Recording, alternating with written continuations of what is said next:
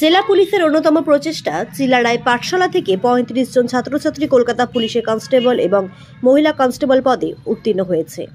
এদিন এই খুশির খবর জানান কোচবিহার জেলা পুলিশ সুপার দ্যুতিমান ভট্টাচার্য। তাদের সংবর্ধনা দেওয়া হয় কোচবিহার পুলিশ লাইনের চিলারায় পাঠশালাতে।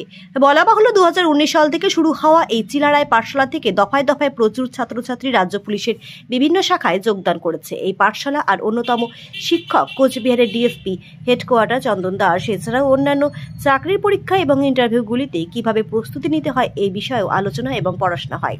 এদিন ৩৫ জনের মধ্যে ২৬ জন মহিলা কনস্টেবল এবং ৯ জন পুরুষ কনস্টেবল হিসেবে কলকাতা পুলিশে যোগদান করেছে। আরও একটি নতুন ব্যাচ তৈরি হচ্ছে, তারাও পরবর্তীতে রাজ্য পুলিশে অংশগ্রহণ করে আইন রক্ষা করবে বলে জানান কোচবিহার পুলিশ সুপার।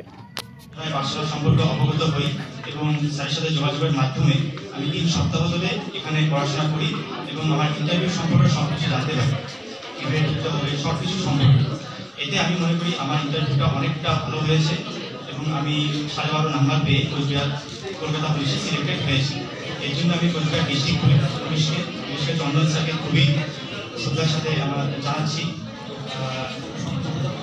আমার সবকিছু ছাত্রের জন্যই হয়েছে। আমি খুবই মনে করি পাঠশালা থেকে এই কলকাতা পুলিশের ইন্টারভিউ উত্তীর্ণ হয়েছি। ইন্টারভিউর জন্য আমাদের চিলারায় পাঠশালা থেকে আমাদের স্যার অনেক হেল্প করেছে। মানে আমাদের ইন্টারভিউ ঢোকার রুমের আগে যে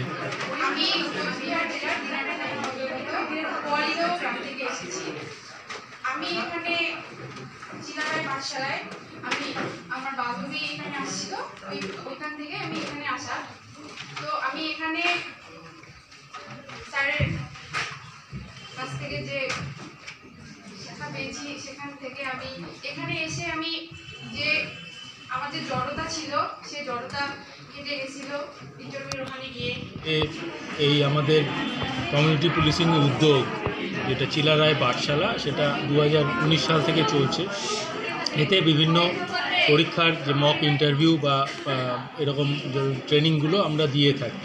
তো এবারও প্রচুর ছেলে মেয়ে এখান থেকে কলকাতা পুলিশের যে কনস্টেবল, লেডি কনস্টেবল, তাতে উত্তীর্ণ হয়েছে এবং আরও একটা ব্যাচ আমরা শুরু করেছি যেটা ওয়েস্ট বেঙ্গল পুলিশের কনস্টেবল, লেডি কনস্টেবলের জন্য তারা উত্তীর্ণ হবে, তাদের জন্য আমরা পাঠ্যক্রম এখানে চালু করেছি। তো এইরকম উদ্যোগ কোচবিহার জেলা পুলিশের সর্বদা থাকবে, যাতে এখানকার ছেলেমেয়েরা ভালো চাকরি পায়, এটা আমরা সর্বদা চেষ্টা করি।